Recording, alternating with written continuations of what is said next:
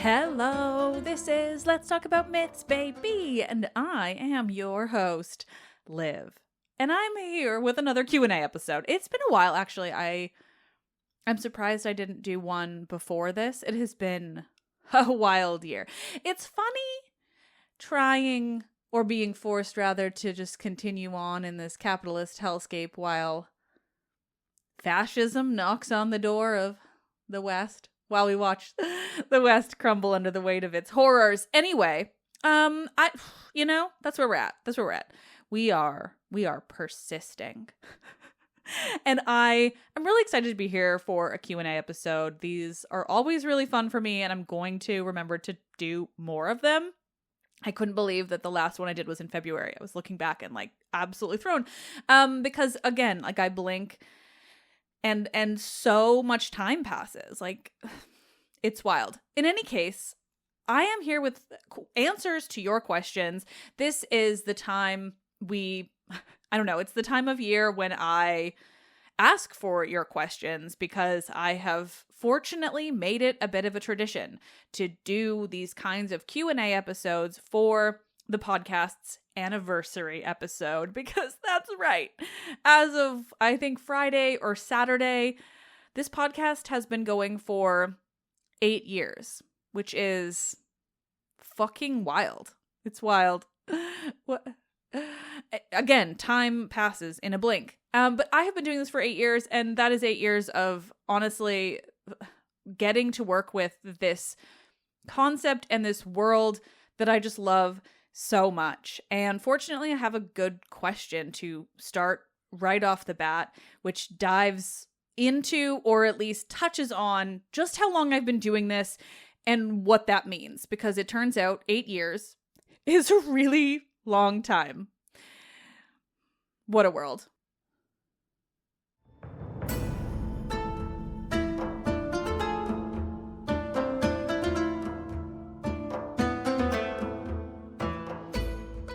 From complaining about the horrors of Zeus to the intricacies of the patriarchy's hold on society. This is 8 years of Let's Talk About Myths, baby.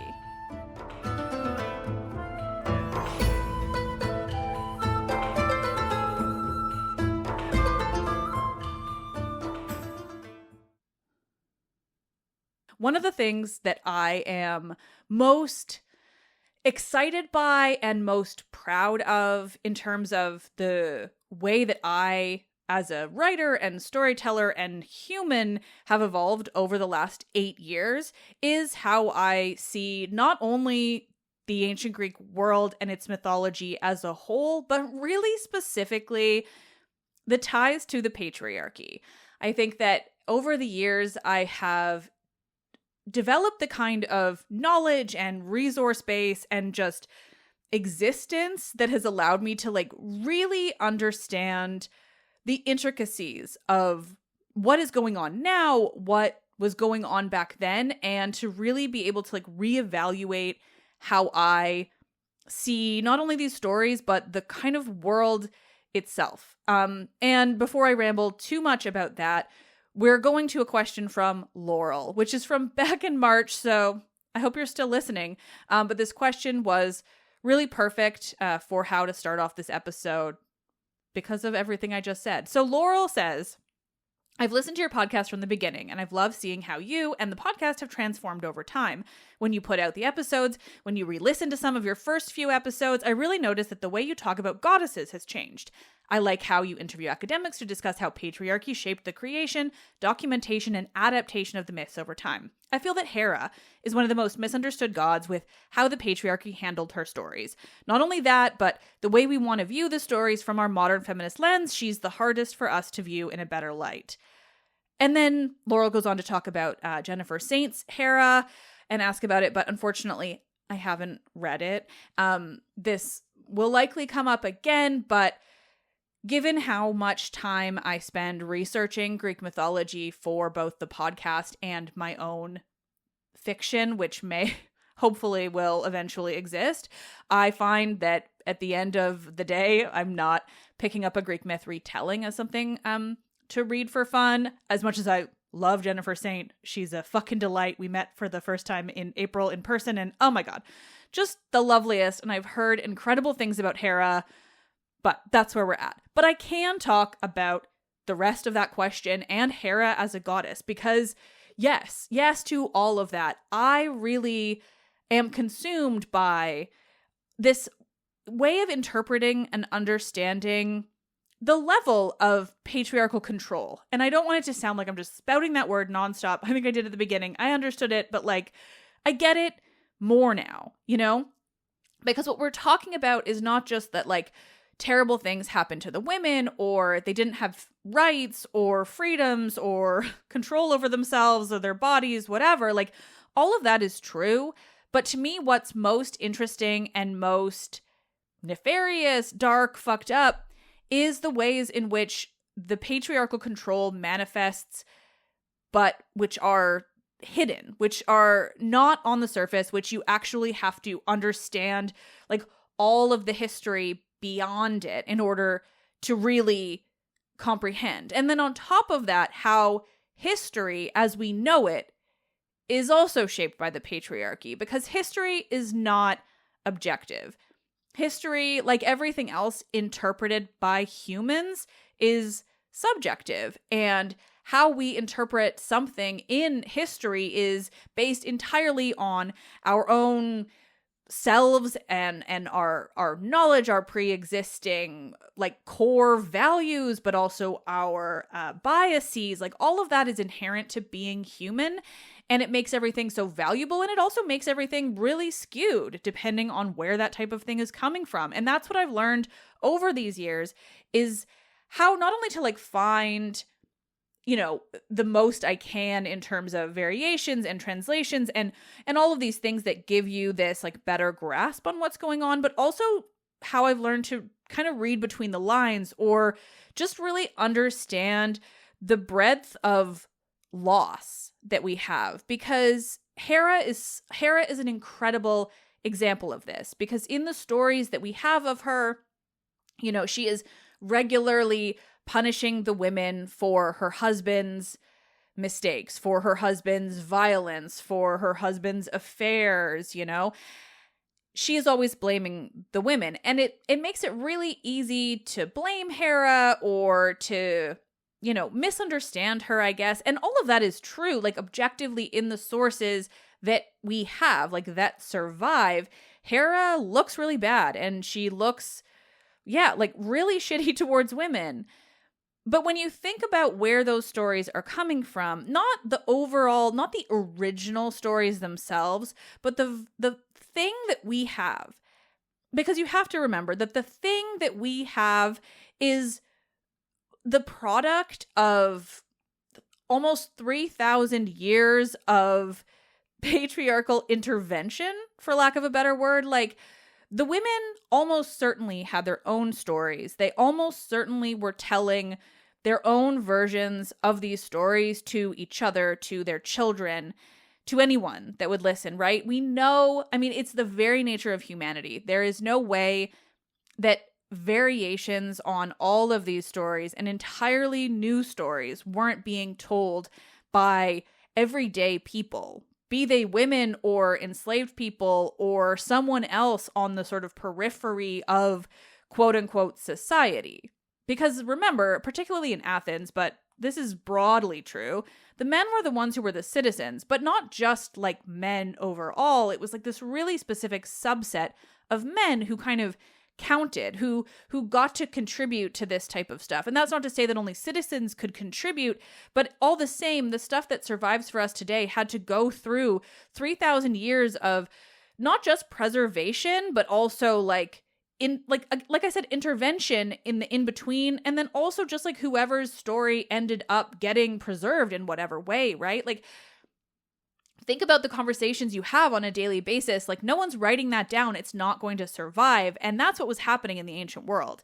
And when it comes to Hera, I just think she's this kind of like microcosm of like all of the damage that was being done to like society broadly. Because the thing about patriarchy, just like the thing about toxic masculinity, is that it ultimately harms almost all of us, right?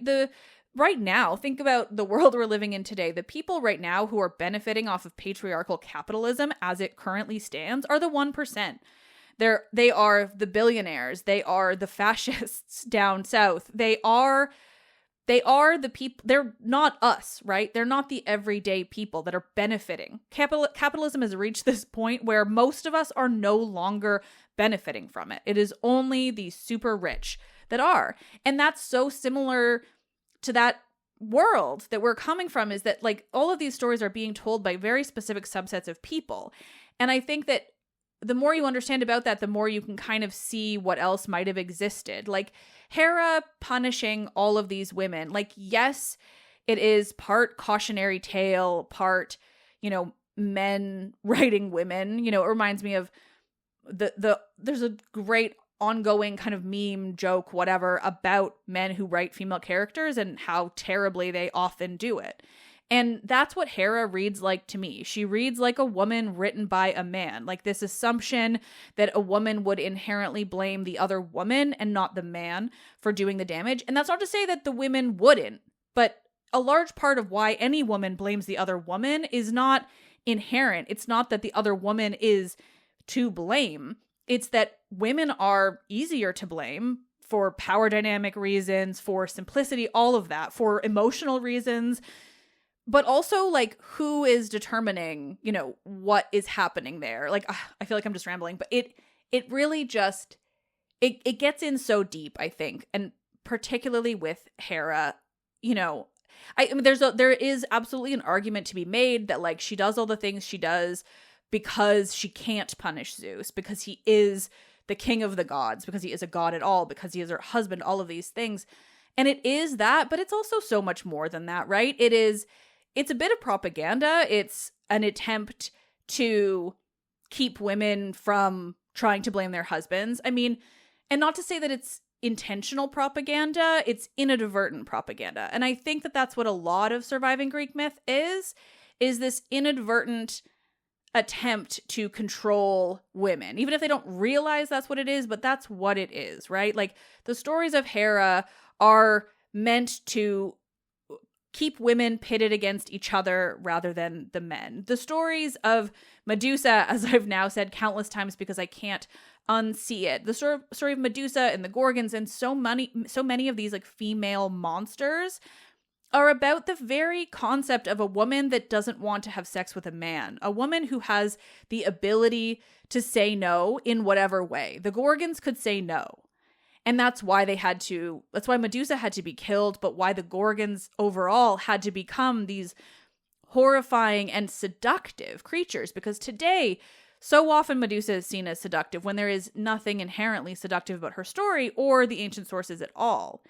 But it's this idea that a woman who is capable of defending herself, of saying no, of ensuring that a man cannot, assault her, that kind of woman can't just be, allowed to exist in this realm. Like she has to be turned into a monster, because otherwise, what would the other women do, right? How many would try to stand up to the man? How many women would stop blaming the other woman if Hera stopped blaming the other women, right? Like, again, I don't think that this is like intentionally being done. I don't think that there's like any man behind the curtain being like, ooh, like a evil laugh. This is how we will control women. But I think that when you tie it in with the fear that men had in the ancient world, in ancient Greece so specifically, the fear that they had that their wife would have a child that wasn't theirs, like that is the fear that underlies everything in Greek myth, and particularly Athens and like classical Athens. There is this fear that if your woman is ever given the chance, she will become pregnant by another man, and the son that she has may or may not be yours. And that is the biggest threat to the patriarchy. And so when you see that, it's too easy to see it like everywhere. And that was a very long answer, but something I'm really excited to talk about. So I hope you liked it. Let's move on. Now, just to be real quick about this one, because I don't have a great answer, someone named Nush asked about a religion called Hermeticism and its association with a figure called Hermes Trismegistus. And I don't know anything about that, honestly. I know that that's like an epithet of Hermes, like a form of him. They've made this connection between the Egyptian god Thoth.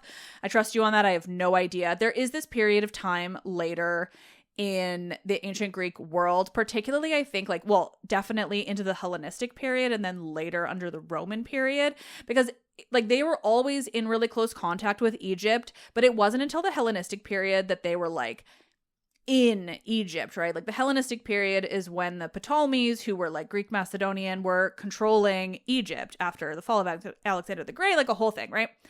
And so they had like a lot of much closer contact. And that's when we start to get these kind of like combo gods. There's like Isis worship that was happening on the Greek mainland, and into Italy. And then there's like a lot of different associations between these Greek gods kind of melding with these Egyptian gods. I would love to know more about it, but honestly, it's kind of just beyond my wheelhouse. I did have an episode once about Isis worship. If you're curious about that, it doesn't go into Hermes or Thoth, but generally, great question, don't have an answer, which is somewhat similar to this next question from Bree, but I will have a slightly more satisfying answer, maybe. Bree says, can you talk about the anemoi, kabiri, corybantes, corites, and dactyls? I've heard that the ecstatic dances compel wind spirits and were basically an ancient form of sound therapy.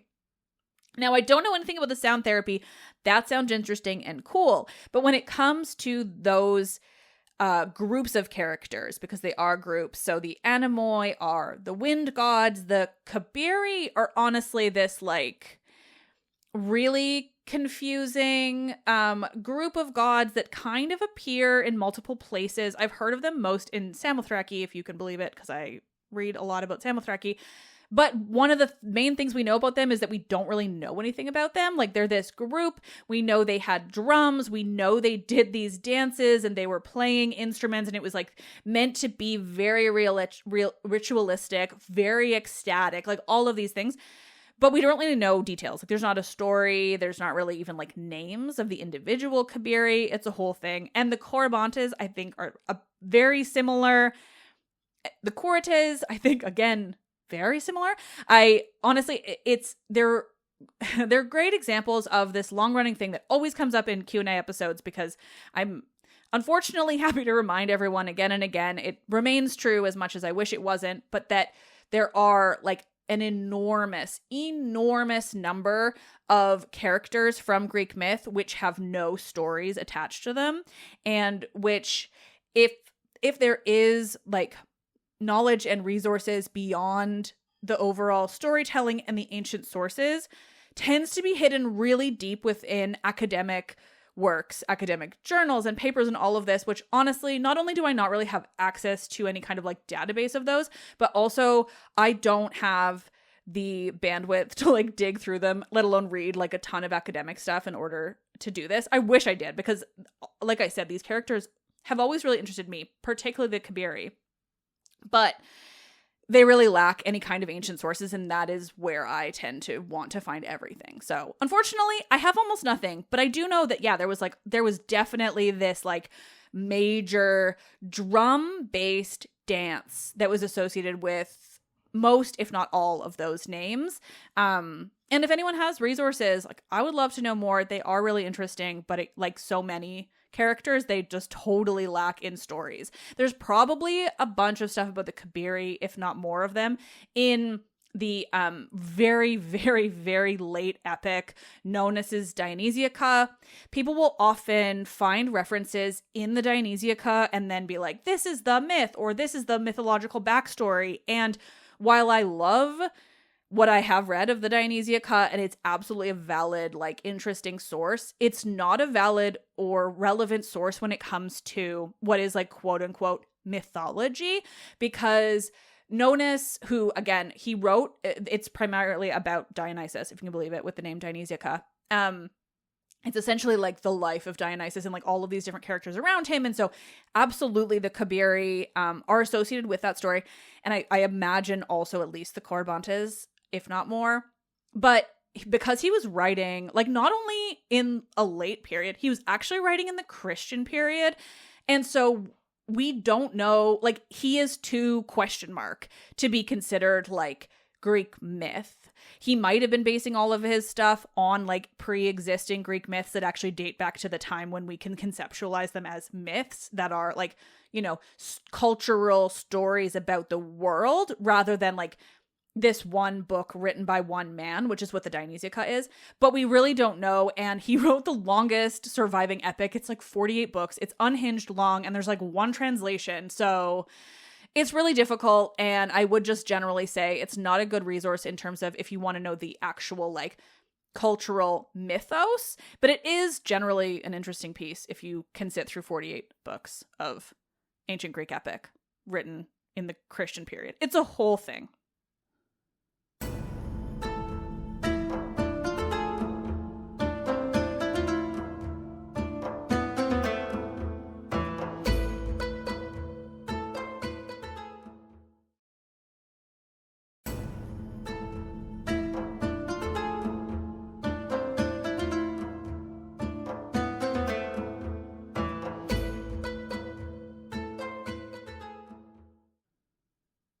All right, next up we have one from Linda from Calgary. Thank you, Linda from Calgary. I will greet you as a fellow Canadian and will just ignore the jokes I want to make about Alberta as someone who grew up in Victoria. Linda from Calgary says, dragons. My daughter loves Greek mythology because I've been telling her all about it. She also loves dragons and wants to know about dragons in myth, like how they guard things and their teeth grow into armed men, stuff like that. I can think of the dragon on Colchis that Medea helps Jason prevail over, the dragon guarding apples in a garden somewhere, and I think Cadmus also sews dragon teeth to produce armed men. Are there any others? Are they all the same type of dragon, and do they use the same word in Greek? Are there any depictions of mythological dragons or on ancient vases or anything, and do they look like Western depictions of dragons or like Chinese dragons or other forms? Do we know where dragons originated, mythologically speaking? Any other interesting facts about dragons? I love this. I love how dragon-centric it is. I hope that this is going to be satisfying, and at the same time, it probably isn't. So, first and foremost, though, to jump off with the exciting bit, the word dragon comes from ancient Greek. The ancient Greek word is drakon, like with a K, but otherwise spelled the same. The less exciting thing is that word mostly referred to snakes. So it was like really big snakes. And the ancient Greeks absolutely had dragons. You're quite right. So there's the dragon in Colchis, which, yeah, like Medea helps Jason defeat. He sews the teeth. And these men grow from it and then fight him. And then I believe there's connections in some sources that actually make that dragon's teeth like the same teeth that Cadmus then sews and grows his own men when he is working to found Thebes in Boeotia. But there's a little bit more going on there. So there's another dragon in Cadmus's story, which is like this, the dragon of Ares. So it's guarding this, it's called the Ismenian Spring. There's this dragon guarding it. Cadmus has to defeat this dragon, and then the whole thing goes on with Thebes. So the dragon teeth, I think, are the one from Colchis, but like not the dragon. It's a little confusing. Again, we're talking like multiple different sources, lots of hundreds of years in between, and Cadmus's story generally is not particularly well sourced, except in Nonus's Dionysiaca, which again, a constant cause of frustration for me. However, the idea of dragons, definitely like etymologically, very Greek. The Greeks had a handful more. We have those that are like sort of explicit dragons, but then we also have Python, which is, if you can believe it, a big snake, but also considered a dragon or a drakon in ancient Greece. And that is a snake / dragon that Apollo kills. And then like on that spot is where he founds the Oracle of Delphi, and so that's where like the word Pythia comes from, but also obviously the word Python. And so we do have dragons, but they're not what you want them to be when you're thinking of Western dragons or Chinese dragons. Honestly, I think that they are, I would guess, or I would like make an educated guess based on what little I've seen. There's not a ton of imagery, but there are definitely images in general. And I would, based on the overall snake-like quality, like they're way more like a Chinese dragon in terms of like the Chinese dragons being also like very snake-like, right? Very long. I'm less familiar with like how I would define the Chinese dragon's like head. I'm literally just picturing, I used to live right by Chinatown in Victoria. So I'm just picturing the like dragons in the parade.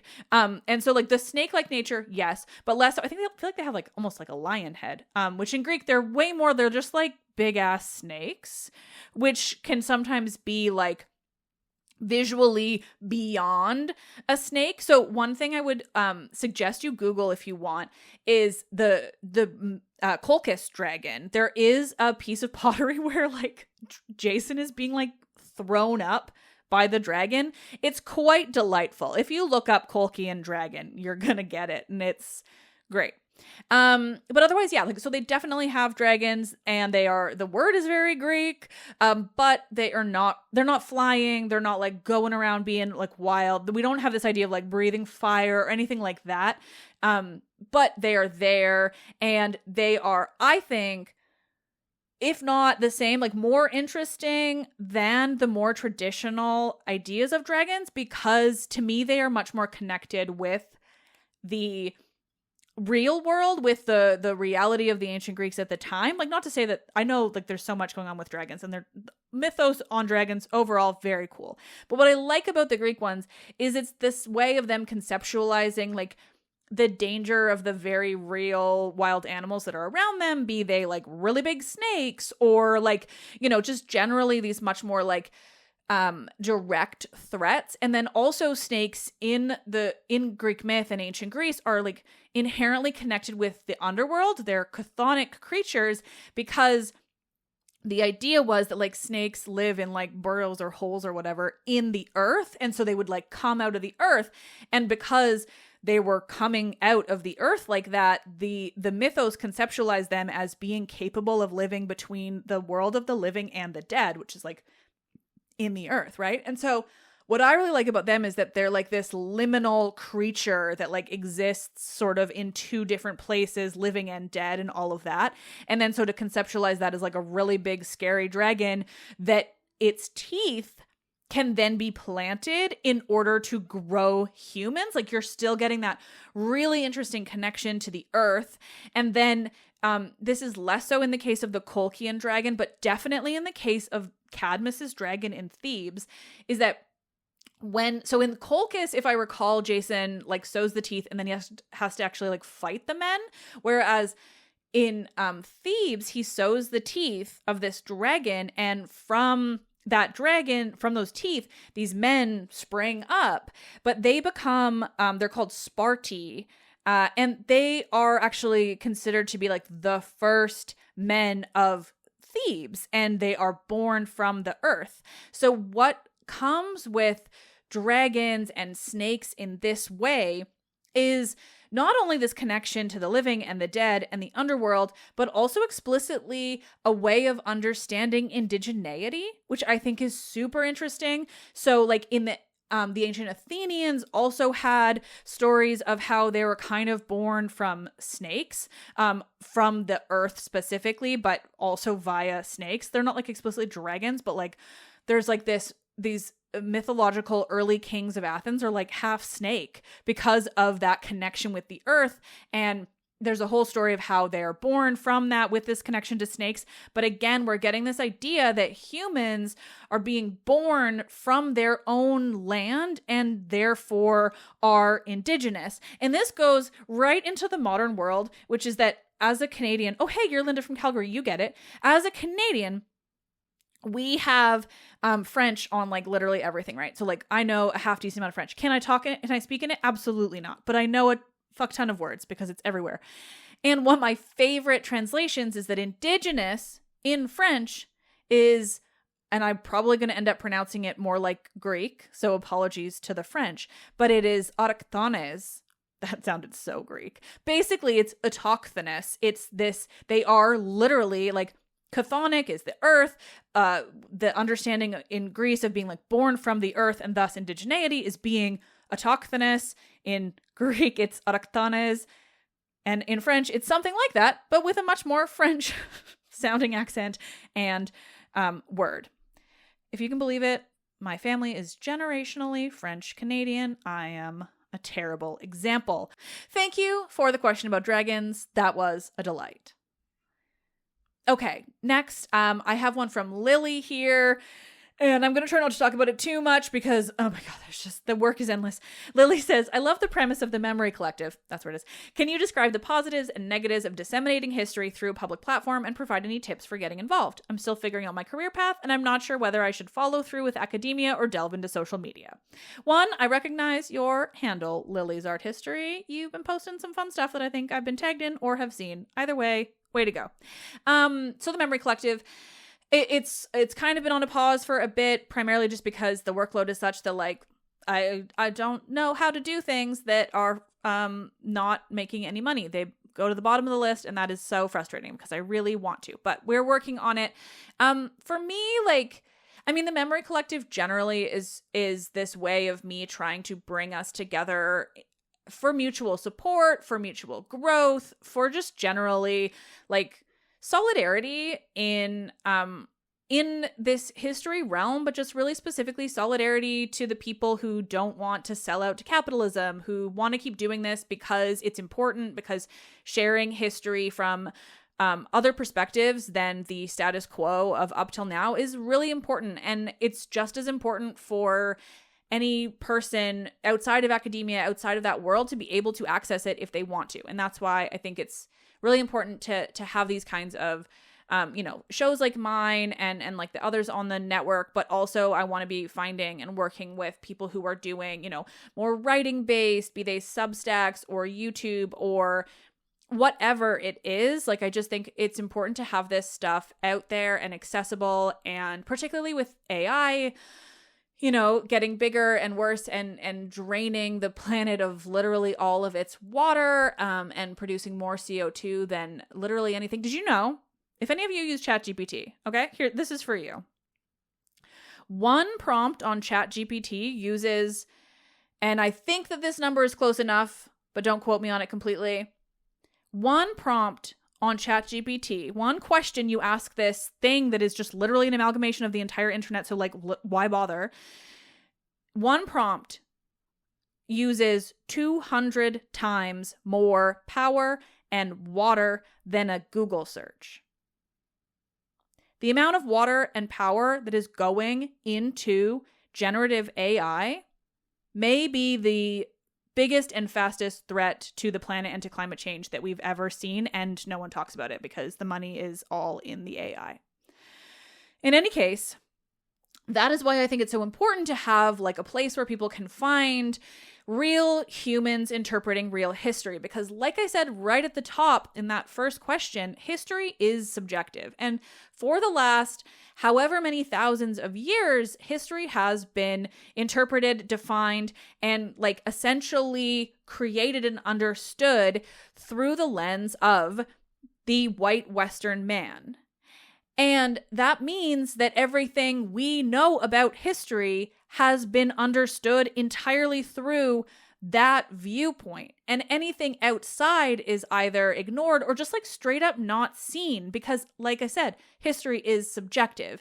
And that's why we need more people, more women and people of color and queer people, and just generally people who are not white Western men, to be examining this world and sharing it, because otherwise we literally won't have anything except like what they want us to know.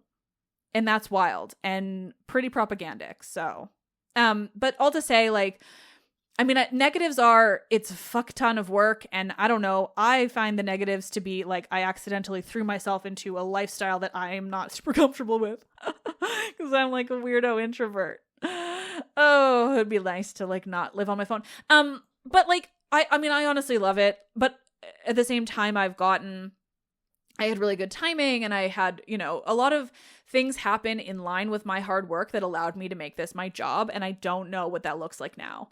So I feel a little bad like suggesting that as like a career path. I mean, I think it's really good to do also like as a hobby, and if it turns into your career like it did me, like great, but I think it's more about wanting to share this type of thing because you're passionate about it.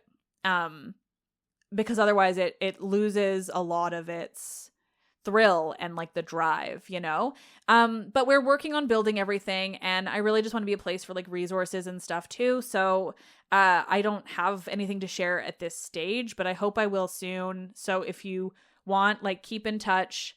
I don't remember what the email is, but if you go to memory or collectivemem.com, you should be able to find something, and we're working on it, or I'll work it on my newsletter, mythsbaby.com/newsletter. And when I have more information on like what it looks like to be part of it in whatever way, I will be sharing it.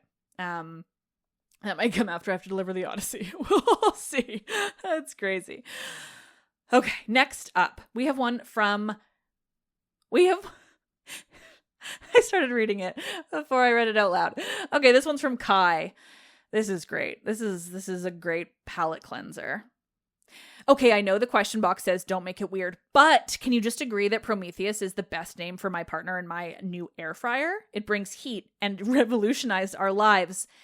That is the best name for your air fryer. As someone else whose air fryer has brought heat and revolutionized my life, Prometheus, I think, is the only name you could give your air fryer. So I support you. All right. Olivia says, why does Zeus rape so many women? Is it a reflection on ancient Greek culture? Is it a cautionary tale? I won't go too far into this one because I feel like I've kind of said what I would say earlier in the episode, because it really all comes back to like who is telling the stories and whose words, whose voices, whose lived experiences we actually get to hear from in the mythological sources, and those are not women. And so like a lot of it is that while they did typically, depending, I mean, it depends on the source, obviously, and time period and whatever, but like I don't want to suggest that the ancient Greeks, men or otherwise, didn't conceptualize assault as like a traumatic, horrifying event. But what I think they were really looking at here is more about control and paternity, and generally understanding the role that they had ascribed to women, which is one of subservience and subjugation. And so I don't think it's necessarily always about the actual assault itself. It's about control. It's about control, but it's also about understanding and fearing paternity, and just like that general, I mean, at this point in my understanding, it's really hard for me to look beyond the really obvious and overt fear the ancient Greeks had with the power of the uterus. They were so afraid of the idea that the uterus created life and that they couldn't control what went into it entirely. Like, everything to me revolves around that. Thank you. I hope that was enough. I'm trying to keep it from getting too dark. Whew. All right, this one actually is a little bit more direct, but I think this could help a number of you. So, Andy asked about my RSS feed because of something. I think it's when I switched back to Acast. Some things got lost in various podcast feeds, whatever. I will try to remember to link my RSS feed in the podcast description, but I'm also going to try to remember to put it on an FAQ soon. In the meantime, If you are having trouble accessing my RSS feed for whatever reason, send me an email, mythsbaby@gmail.com, or myths.michaela, it's like Michael but with an A, at gmail.com, and one of us will help you out with the RSS feed. It's really easy. It's just also not. All right. I had another question/comment from Amelie, and I am not going to read the whole thing. It was about epic, and it was very kind. So I just want to say something about the epic episodes that I did, because I don't know if they upset a bunch of people. I was only reacting to that one song. That was the whole point, right? So like, I did not have the context, and I don't have the bandwidth to get the context, because way too much non-reception, way too much like quote unquote original mythology lives in my head. And the reception for me is really hard, because there's just too much, and I'm too deep into the ancient sources. And I know that about myself, which is why I didn't want to talk about it in any kind of detail, because I know I wouldn't give it the justice that you all want and that it deserves, because it is an incredible accomplishment. So I listened to one song and asked one question and was upset about the exclusion of the women. Honestly, I mean, I think that there's probably a lot of other things I would be annoyed about the exclusion or whatever, and I'm sure there's a lot of things I would be super thrilled about, but it just wasn't for me, and I support you guys, and it is great. I have nothing against it. It just wasn't for me. But like, honestly, the real truth of it is I listened to that one song and I've really not thought about it much since. And again, like, that's a me decision. It's what I do in order to keep myself sane with the amount of Greek myth that I take in every day, and that, like, I don't think you understand how much just lives in my head. It's an ADHD thing too. It's fucking unhinged, and I'm slowly losing my mind.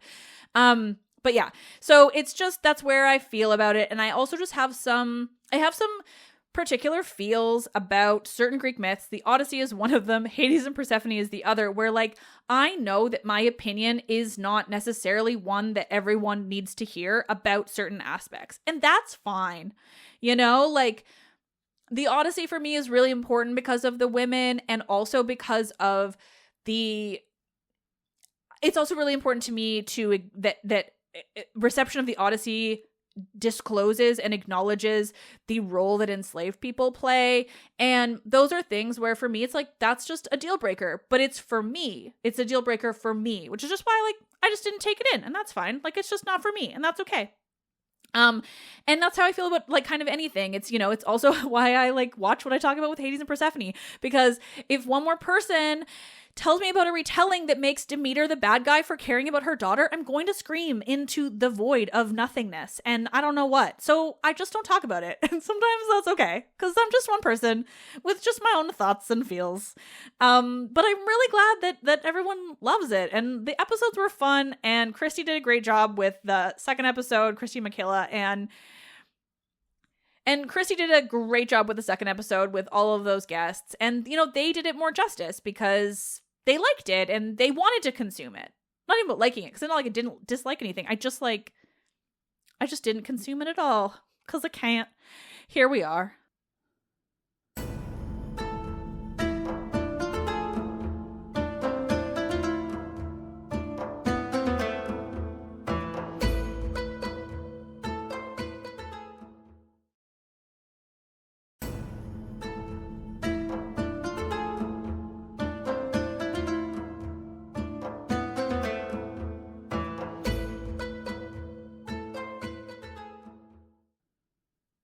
All right, this one is from Sky, and apparently this episode is going to be long. Here we are. Sky said, I recently learned about Semele being brought back to life as a goddess by Dionysus. What can you tell us about that? Here's another great example of it happened. Yeah. There's almost no sources about it. We just know that he did, and that it was like a big thing. There might be like a sentence or two. Maybe in Apollodorus. I've not looked recently. But I would like to do another episode about Dionysus soon. He is the best. And so interesting. So maybe we'll return to that. But yeah, Dionysus did a lot of things. I mean, again, to return back, I am sure that Nonus's Dionysia goes into great, great detail about it. It's just that, again, that's not like a great example of the actual like mythical understanding of the ancient culture. Because it's not like cultural. It's like 1,000 years later. It's like if I don't even know what was 1,000 years ago. It was like a really, I don't know. That it's like that. It's that far back that I'm like, I couldn't even tell you what happened back then, let alone reasonably write a story that actually touched on the cultural touchstones of the time, you know? But yeah, so about the Semele bit, honestly, it happens. He brings her back to life in some way, but it might be like, again, like a far off source, could simply be known as Dionysiaca. Okay, after all that, I couldn't face the fact that I didn't know anything about the sourcing on this. I just knew it happened. So here we are. I figured it out. Okay.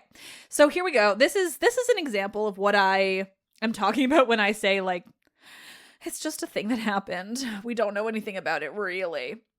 So here's from Hesiod's Theogony. So one of the oldest sources we have, right? So it's just one step newer than Homer. And he says, "And Semele, daughter of Cadmus, was joined with Zeus in love, and bore him a splendid son, joyous Dionysus, a mortal woman and immortal son, and now they are both gods." So like that's it. And now they are both gods. How? Why, Hesiod? How'd that happen? And then we have, okay, here's Pindar, so a couple centuries later. "Such is the tale told of the fair-throned maids of Cadmus, who suffered mightily, but heavy woe falls before greater good. With the immortal Semele of the flowing locks lives still, who died in the roar of thunder. And Pallas Athena loves her ever, and Zeus no less, and dearly too the ivy-bearing god Dionysus, her son." So again, that's one where it's just like, she's immortal. And then here's Pseudo-Polydorus, which sometimes you think, so he's quite late, right? He's like from like 1st century CE. So like a good 700 years after Hesiod. And usually he tends to tell us like stuff that's been established like over those centuries. He's like really brief, but like at least we'll have like details that are often missing from the earlier ones because they hadn't been like figured out yet. But even he just writes, "Dionysus retrieved his mother Semele from Hades' realm, gave her the name Theone, and escorted her up to the sky." Like, that's it.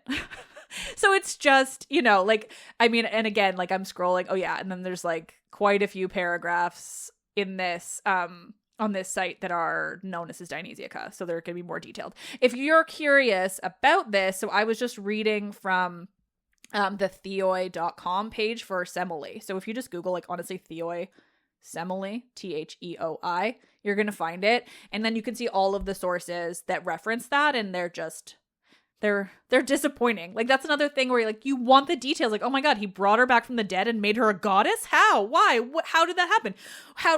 Where did he go? What did he do? What did it look like? And it's like, no, she just was also a god. Here you go. Here's a quick one from Eric who says, "Are there any myths pertaining to TK, or is she another one of the gods who doesn't show up in stories because she's mostly just a personification of a concept?" You got it. You answered it for yourself. See, I'm glad this means that you're all listening to me be annoyingly disappointing about this stuff. Yeah, TK is definitely one where she's the goddess of fortune, luck, and she basically doesn't have any stories, if I recall.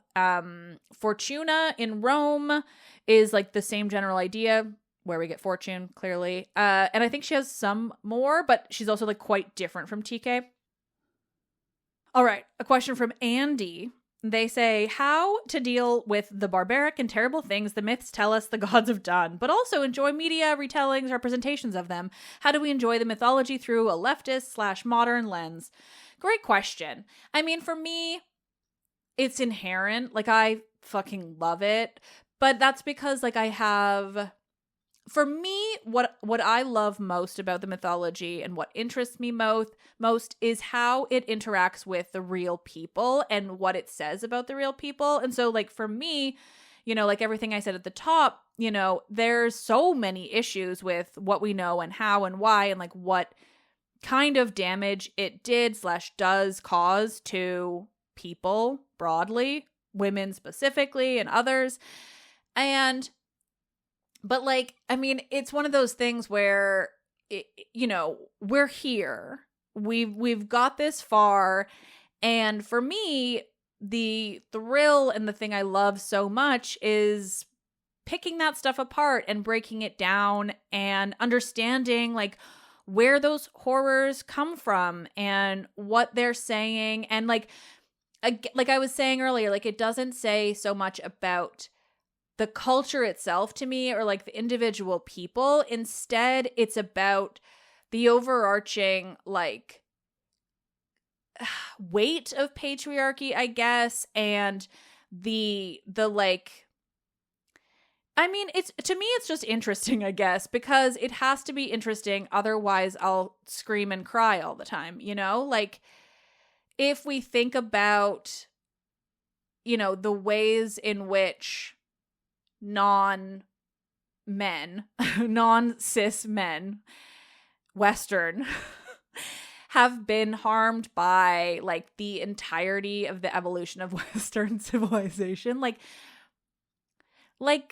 that did a lot of damage. It did a lot of damage, but I think what's empowering is to understand that damage and see it for what it is and start deconstructing it, which is why I like deconstructing the stories and the details and what else we might understand about them, or like what we might take from these stories, these characters, this world beyond that damage, you know, and the terrible actions. And like, for me, that's how to appreciate the mythology itself. Like, I'm a little bit less good at answering the retellings and representations question because I'm so deep into the mythology, which is that like I don't take enough of them in because it's too much.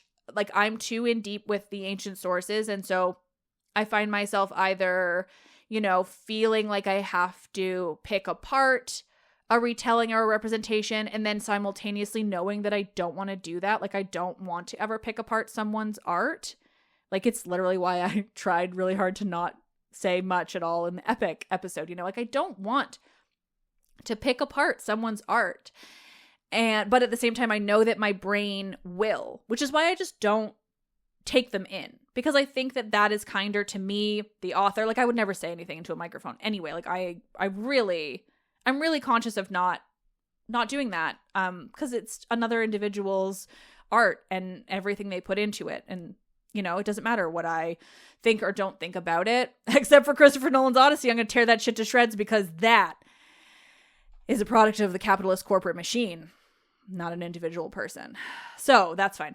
But all to say, like, that's why I think I do have a bit of an issue with that, because I either pick it apart or I want it to be more in depth, or like, you know, like I've read some fantasy novels and stuff, and if they have too many Greek myth references, it drives me nuts, because the thing that I find in every one of them that I've read is that they have all these like Greek myth references. They've like picked all these names out or these words, whatever, but they didn't actually like think about it. Like, it doesn't actually connect to like the origins of those words. And like, that's fantasy, so like I get it, that's fine, but like it drives me crazy because I'm like, oh, but I want this to be deeper.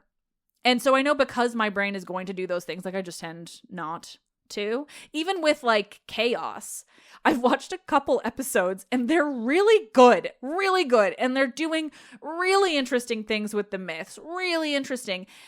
And so for me, it's like, it's a very different problem, which is that like, I know that they're doing really interesting things with the myths, and I want to catch every little thing because there's so much. And then so I haven't watched more because it feels like good work, where it's like my brain will do the work, like my brain will find those things. So I have to give myself the space. And like, after spending 8 to 10 hours researching mythology, working on the admin of this show, which is arguably the worst part. Oh my God, ADHD and executive dysfunction. Like I can't then do that. Like, my brain needs to shut down completely. So it's just such a weird thing. Anyway, that was like a full, side quest there in the explanation. But like, I do think that it is very possible, and I've certainly done it, to like appreciate the myths for what they are and how we today can interpret them or not. You know, I think that it's really possible. I think that for me, it's just about understanding what's going on and just like, I mean, coming at it with like hopefully an open mind and some because I know that individual people have created this type of stuff, like, it makes it easy for me. Like, that's a now thing, you know? Like, it's different for the ancient stuff. But yeah, like, it's just, I don't know. That's why, like, I can't really fuck with retellings that to me, in my opinion, like, fundamentally, you know, change, but I mean something much harsher than change. Like, bastardize is the only word I can think of, but it's not a great word. But yeah, like, I don't like retellings and reception that, like, fundamentally changes something like that. Like, I think fundamentally changing it in a way that's, like, insightful and interesting is one thing. And then, like for me, I'll say it again, like, if I am told that there is a retelling of Hades and Persephone that makes Demeter the bad guy for loving her daughter, I'm out.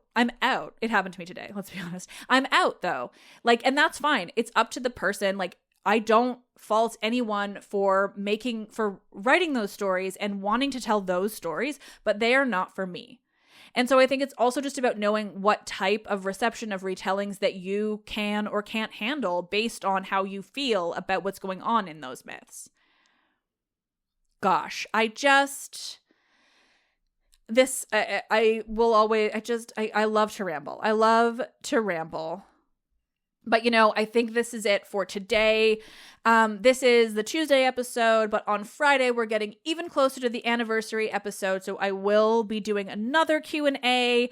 If you get it in time, I don't want to give you a deadline because I don't know when I'm going to be able to record, but submit your questions if you have them. Questions, comments, concerns, literally anything. I love reading them. I do try to answer as many as I can on the episodes, and I want to be doing more. So the more you give me now, even if I don't get to them next or on Friday, like, I'm going to get to them soon. So tell me things, share your thoughts and feelings, give me suggestions about maybe what you want me to talk about, or stories. Like, is there something you'd like me to revisit too? Like, I would love to know that. I would love to have any of your thoughts. Like, I've been doing this for 8 years and I'm not stopping, but I do need your help on, like, what do you want to hear? And I'm sorry if my answer is often like, there's no stories. JK, there's just nothing. But, like, there is a lot of other things, and I would just love to know what you guys want to hear. I did see earlier, I didn't have a chance to actually fully read and answer the question on the episode, but somebody was talking about, like, Sophocles' Ajax, and that one's definitely on my list. I just wrote down today that, like, I think I really need to do Euripides' Hecuba, because it seems to have done some interesting things with the end of the war, and, like, Michaela loves Aeschylus' Persians. We got to get to that too. So if there's stuff you want to hear about, stories, plays, history, whatever, let us know. We're also bringing Michaela into more and more. She's going to be doing some history-based stuff. So if there's stuff you want to hear, if there's topics you want to hear me, Michaela, both of us talk about, like, let us know. Let's Talk About Myths, Baby is written and produced by me, Liv Albert. Michaela Pangawish is the Hermes to my Olympians, my incredible producer who, again, I want to be bringing in more and more. So specifically for Q&As, I would love to do one with Michaela. If you have any questions for her specifically or history more broadly, let's see what she can do, because she's better than me at the history side. Select music by Luke Chaos. The podcast is part of the Memory Collective Podcast Network, which will be more of a thing soon. I have an upcoming retelling of the Odyssey. I don't think it's available for pre-sale yet, but when it is, I'll let you know. And in the meantime, it's so exciting, and it's taking up every waking moment of my life. Submit more questions, would you, to the Q&A. mythsbaby.com/questions. Sign up for the newsletter, which eventually will exist again at mythsbaby.com/newsletter. And if you would like to access the show ad-free, along with a bunch of bonus stuff, including some pretty fun new merch, little goodies, check out the options at patreon.com/mythsbaby. We're trying to bring you more and more, and I am trying to solidify the show in, I don't even know what I mean, but, you know, like, capitalism's falling. And right now, all the money we have is coming from ads, so I'm trying to make sure I don't have to stop doing this. Patreon.com/mythsbaby. I am Liv, and I love this shit.